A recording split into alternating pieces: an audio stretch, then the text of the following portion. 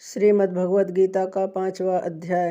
अर्जुन बोले कि हे कृष्ण, तुमने पहले कर्मों का त्याग करने को कहा और फिर कर्म की प्रशंसा करते हो। इन दोनों में जो अधिक हितकर है वह एक बात निश्चय करके बतलाओ। श्री कृष्ण बोले, कर्मों का त्याग और कर्मों का करना ये दोनों ही मोक्ष देने वाले हैं, परंतु इन दोनों में कर्म त्याग से कर्मयोग हितकर है। जो किसी से द्वेष नहीं रखता, न किसी पदार्थ की इच्छा करता है, वह सन्यासी है। ऐसा पुरुष संसार के बंधनों से छूट जाता है। सांख्य और योग को मूर्ख लोग ही पृथक पृथक कहते हैं, पंडित नहीं कहते हैं। जो इन दोनों में से एक में भी अच्छी तरह स्थित हो जाता है, उसको दोनों फल प्राप्त होते हैं। ज्ञान योगियों को जो स्थान मिलता है वही कर्मयोगियों को प्राप्त होते हैं। ज्ञान योग व कर्मयोग एक ही है। कर्मयोग के बिना संन्यास का प्राप्त होना दुस्तर है। कर्म करने वाले मुनिजन को ब्रह्मा प्राप्त होने में विलंब नहीं लगता।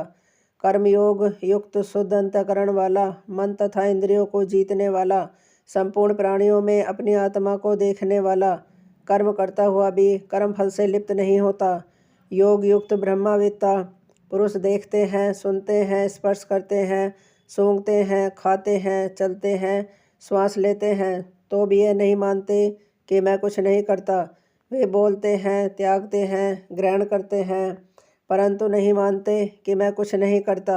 और यह मन धारण करते हैं कि इंद्रियां ही अपने अपने विषयों में बरतती हैं। जो प्राणी ब्रह्मा में अर्पण कर संग को त्याग कर कर्म करता है वह पाप से लिप्त नहीं होता। जैसे कमल पत्र पर जल नहीं ठहरता, योगी जन शरीर से, मन से, बुद्धि से तथा इंद्रियों की आसक्ति से रहित होकर आत्मशुद्धि से निमित्त कर्म करते हैं। योग युक्त पुरुष कर्म फल त्याग कर मोक्ष तथा शांति का लाभ करता है, और जो योग रहित है वह कर्म फल की इच्छा के बंधन में पड़ जाता है। सब कार्यों को मन से त्याग करके प्राणी इस वन द्वार इंद्रियों की देह रूपी पुरी में न कुछ करता है और न करता हुआ आनंद पूर्वक रहता है। परमेश्वर किसी कर्म में प्रवृत्त नहीं करता, कर्म और कर्म फल को उत्पन्न नहीं करता। ये सब प्रवृत्ति द्वार होते रहते हैं। परमेश्वर किसी के पुण्य तथा पाप को नहीं लेता। ज्ञान जो अज्ञान से आच्छादित है उससे जीव मोह को प्राप्त हो जाते हैं, परंतु आत्मा ज्ञान के द्वारा जिनका ज्ञान नष्ट हो गया है उनका वह आत्मज्ञान परमेश्वर के रूप को ऐसा भाषित करता है जिस प्रकार सूर्य संपूर्ण संसार को प्रकाशित कर देता है। उसी परमात्मा में जिसकी बुद्धि स्थिर है और उसी में मन लगाते हैं, उसी में निष्ठा रखते हैं और जो सदा उसी के ध्यान में लगे हैं, ज्ञान द्वारा जिनके सब पाप नष्ट हो गए हैं, वे इस संसार में जन्मते नहीं।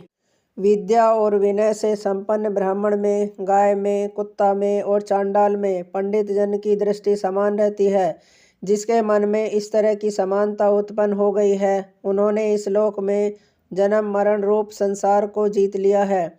क्योंकि ब्रह्मा निर्दोष और सर्वत्र समान है, इसलिए वे ब्रह्मा को प्राप्त हो जाते हैं। जो प्रिय पदार्थ को पाकर प्रसन्न और अप्रिय को पाकर खिन्न नहीं होते, ऐसे स्थिर बुद्धि वाले मोह रहित ब्रह्मावेत्ता को ब्रह्मा स्थिर जानो। बाहरी पदार्थों में जो चित्त को आसक्त नहीं होने देता वही आत्म सुख का अनुभव करता है, और जो ब्रह्मा में अंतःकरण को मिला अक्षय सुख मोक्ष प्राप्त करता है। वे इंद्रियों के स्पर्श से जो भोग देते हैं वे वस्तुतः दुखदायी होते हैं। उनका आदि भी है और अंत भी है। हे कौन्ते, ज्ञानी लोग ऐसे भोगों में रत नहीं होते। शरीर छूटने के पहले जो मनुष्य काम और क्रोध के वेग को सहन करने में समर्थ होता है वह योगी और सच्चा सुखी है। जो योगी आत्म सुख से सुखी और अंतरात्मा के आनंद से आनंदित और अंतर ज्योति से ही प्रकाशित है, वह ब्रह्मा रूप होकर ब्रह्मा निर्वाण मोक्ष को प्राप्त होता है। पाप जिसके नष्ट हो गए हैं, कुबुद्धि दूर हो गई है, मन को जिन्होंने वश में कर लिया है, जीव मात्र का जो हित चाहते हैं, ऐसे योगी को ब्रह्मा निर्वाण प्राप्त होता है। काम तथा क्रोध जिनमें नहीं है, मन के वेग को जिसने रोक लिया है, ऐसे आत्मज्ञानी योगियों को ब्रह्मा निर्वाण सहज ही में प्राप्त होता है। बाहरी पदार्थों के संयोग से अलग रहकर दोनों भोग के बीच में दृष्टि लगाकर नासिका के भीतर चलने वाले प्राण अपान वायु को सम करके, इंद्रियां, मन और बुद्धि को वश में करके, इच्छा, भय तथा क्रोध को त्याग मोक्ष की इच्छा करने वाले योगी जीवन युक्त हैं।